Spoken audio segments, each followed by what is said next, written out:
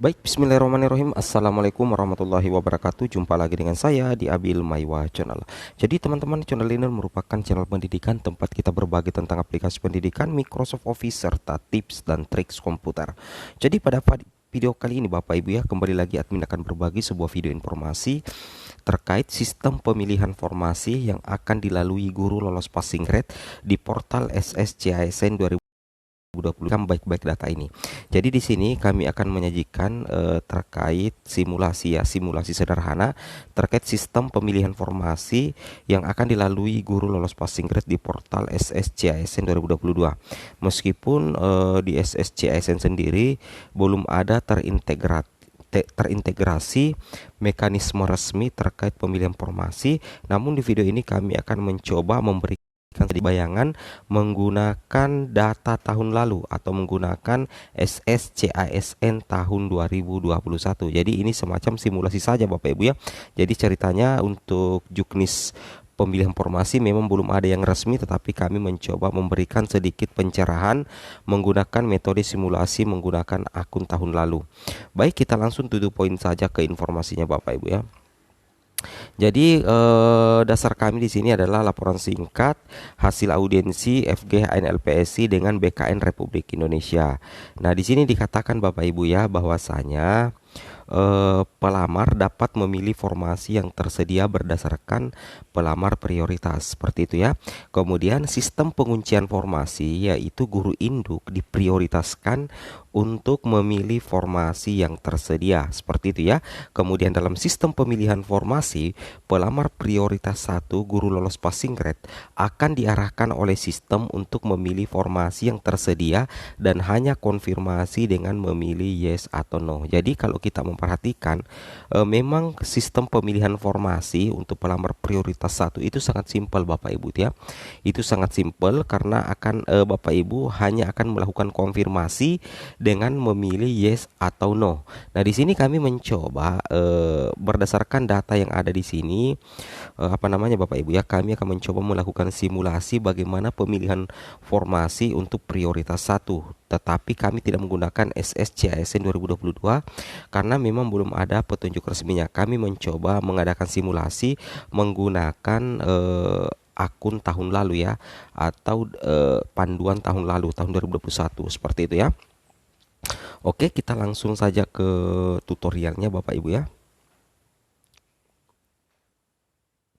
Nah, di sini Bapak Ibu perhatikan dulu, kalau kita berdasarkan di data tahun 2021, di sini tentunya ada beberapa langkah untuk mendaftar di akun SSCISN ya, seperti itu. Yang pertama itu adalah akses portal SSCISN, kemudian Bapak Ibu buat akun di menu registrasi, setelah itu login, kemudian Bapak Ibu melengkapi biodata, kemudian unggah dokumen persyaratan, kemudian cek resume pendaftaran, kemudian verifikasi dan cetak kartu ujian. Ini adalah alur ya, alur di tahun 2021 untuk proses pendaftaran guru P3K, seperti itu Bapak Ibu ya.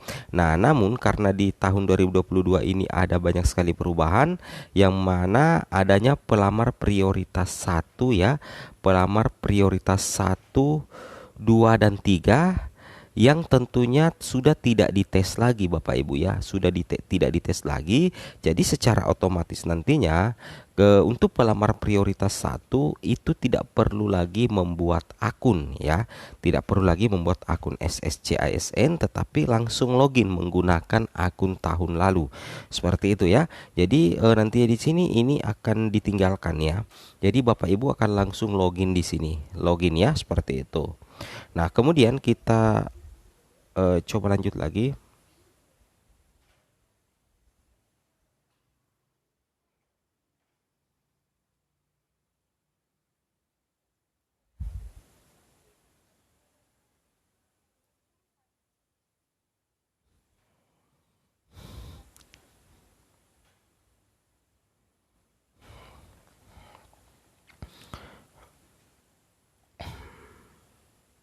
Nah, di sini kita coba login Bapak Ibu ya. Di sini ada tampilan seperti ini Bapak Ibu ya. Nah, Bapak Ibu, kalau misalkan Bapak Ibu adalah pelamar umum, maka Bapak Ibu akan melalui pendaftaran akun SSCASN 2022 ya. Ini kan kita ambil contoh saja karena SSCASN 2021 itu 2022 itu belum ada. Nah, jadi kalau misalkan Bapak Ibu pelamar umum atau guru swasta yang tidak lolos PG, itu Bapak Ibu akan melakukan pendaftaran akun ya. Nah, tapi kalau misalkan Bapak Ibu adalah pelamar prioritas, maka ini sudah tidak dilakukan lagi. Bapak Ibu itu tidak akan mendaftar akun lagi Bapak Ibu ya. Berarti ceritanya Bapak Ibu tidak akan membuat akun. Nah, seperti itu ya, intinya seperti itu. Kemudian kita lanjut lagi di sini. Nah, nantinya di sini di SSCSN 2022 kalau misalkan tidak ada perubahan berarti nantinya di sini akan ada pengisian biodata ya. Nah, data-data di sinilah nantinya Bapak Ibu yang akan bisa Bapak Ibu perbaharui. Nah, nantinya untuk pelamar prioritas yang Bapak Ibu lakukan sebelum konfirmasi sebenarnya adalah perbaharuan data. Ceritanya adalah pembaharuan data Bapak Ibu ya. Kalau dikatakan pembaharuan data, berarti kemungkinan besar yang akan diperbaharui adalah data di sekitar biodata yang ada di akun SSCASN Bapak Ibu sekalian, mulai dari nama sampai nomor HP. Biasa kan terkadang kalau kita mengakses akun kita 2 kali itu kan hilang datanya. Nah, disinilah Bapak Ibu nanti diberikan kesempatan pelamar prioritas untuk memperbaharui data. Tetapi kalau memang data sudah terbaru, sudah lengkap, maka Bapak Ibu lewati juga sih sebenarnya ini untuk pengisian biodata. Seperti itu Bapak Ibu ya. Kemudian kita lanjut lagi. Nah, di sini yang paling penting yaitu memilih jenis seleksi. Nah, disinilah Bapak Ibu mulai.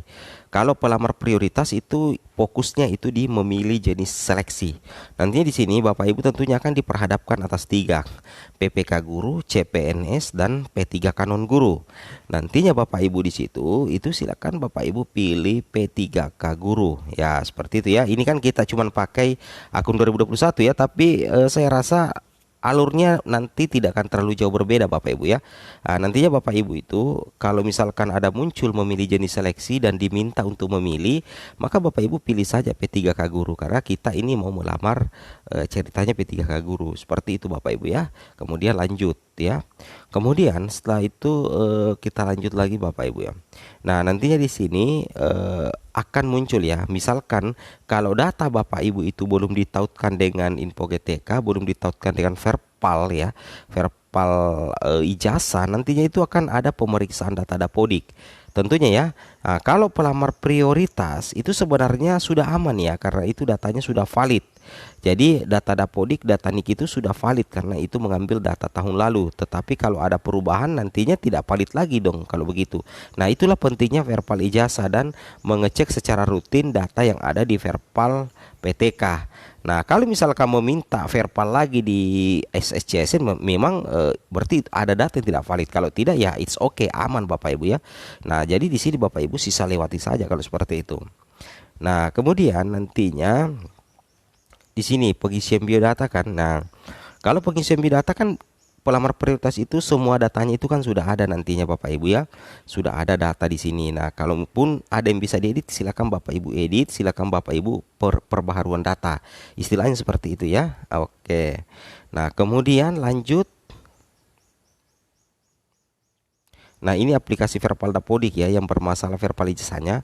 Nah, jadi di sini yang utama yaitu mendaftar formasi. Nah, Bapak Ibu, di sini Bapak Ibu silakan memilih nanti kalau misalkan tampilannya masih sama. Kalau misalkan tampilannya masih sama Bapak Ibu ya, berarti aman ya. Kecuali kalau tampilannya berbeda ya admin tidak tahu lagi. Yang jelasnya seperti ini kalau di tahun 2021 ya. Jadi pilih instansi, Bapak Ibu pilih jenis formasi kemudian pilih. Nah, di sini nantinya pendidikan ya, Bapak Ibu otomatis akan muncul di sini jabatan dan lokasi formasi. Nah, inilah nantinya yang akan diarahkan sistem Bapak Ibu ya. Lokasi formasi atau formasi yang akan dipilih di sekolah mana. Ya, jabatan apa. Nah, disinilah nantinya yang akan by system ya, by system oleh BKN di bagian sini Bapak Ibu diperhatikan di bagian sini. Nah, di sini nanti yang admin katakan konfirmasi yes or no. Posisinya nanti di bagian sini pastinya, yaitu di bagian jabatan dan lokasi formasi. Kenapa admin berani mengatakan seperti itu? Karena kan lokasi formasi di sinilah kita memilih sekolah Bapak Ibu ya, sekolah yang ingin kita daftar formasinya. Begitu juga dengan pilihan jabatannya seperti itu ya. Seperti itu. Jadi ada yes or no, seperti itu ya. Nanti akan muncul mungkin ada tampilan yang mungkin berbeda, sangat berbeda dengan apa yang kami sampaikan di sini, tetapi tujuannya sama Bapak Ibu ya. Mungkin nanti ada tombol konfirmasi yes atau no. Nah, seperti yang hasil audiens kemarin kita bahas ya, seperti itu. Jadi di sini intinya, disinilah nanti Bapak Ibu akan diarahkan by system ya. Apapun lokasi kerja yang muncul di sini, maka itulah yang bisa Bapak Ibu lamar, baik sekolah induk maupun sekolah non induk, karena itu sudah dideteksi secara sistem dan menghindari yang namanya istilahnya geser menggeser, seperti itu Bapak Ibu ya. Nah, seperti ini tampilannya ya, seperti ini tampilannya. Nah, jadi seperti ini. Nah, ini Bapak Ibu pilih instansinya apa, jenis formasinya apa, kemudian pendidikan ya akan muncul secara otomatis ya, jabatan otomatis. Ini by system semua ini tiga ya, by system ya. Lokasi formasinya ini yang paling penting, karena inilah yang menentukan Bapak Ibu menempati formasi di mana, karena Bapak Ibu itu sudah tidak dites lagi Bapak Ibu ya. Bapak Ibu itu sudah tidak dites lagi. Jadi tentunya kalau sudah tidak dites lagi, berarti Bapak Ibu itu sudah tidak istilahnya mencetak ya, sudah tidak mencetak kartu ujian, kecuali kalau misalkan ada peraturan bahwa tetap mencetak kartu ujian tetapi tetap tidak ikut seleksi ya, seperti itulah. Yang intinya ya kita ketahui bahwa Bapak Ibu itu sudah tidak dites lagi, intinya tidak ikut ujian tes lagi. Nah, setelah itu Bapak Ibu akan memilih lokasi formasi. Nah, inilah formasi nantinya yang diarahkan sistem yang bisa Bapak Ibu tempati. Nah, inilah yang akan disinilah Bapak Ibu mengabdi nantinya. Nah, makanya akan muncul nantinya di SSC ASN 2022 akan muncul tombol yes or no ya. Nantinya akan muncul tombol yes or no. Karena kenapa? Karena di lokasi formasi inilah nantinya Bapak Ibu ditempatkan menjadi ASN P3K. Seperti itu Bapak Ibu ya. Oke, mungkin cukup sampai di sini informasinya. Assalamualaikum warahmatullahi wabarakatuh.